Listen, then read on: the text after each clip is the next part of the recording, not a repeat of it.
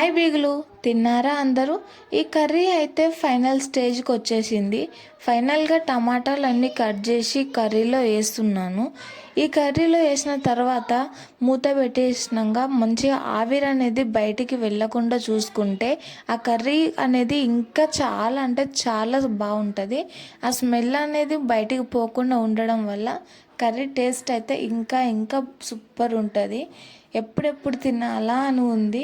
అసలు చెప్తుంటేనే ఎప్పుడు తినాలా అనిపిస్తుంది.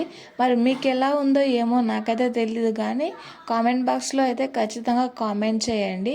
టమాటాలు అయితే మొత్తం కట్ చేసినాక అందులో పెట్టినేసినాక మంచిగా టమాటా మొత్తం మగ్గేంత వరకు దానిపైన ఇట్లా కడాయి పెట్టేసి మంచిగా ఆవిరి బయటికి వెళ్ళకుండా పెట్టాలి. ఇలా పెట్టడం వల్ల కర్రీ అనేది నెక్స్ట్ లెవెల్కి వెళ్ళిపోతుంది. దాని టేస్ట్ అనేది. వీడియో నచ్చితే లైక్ చేయండి, సబ్స్క్రైబ్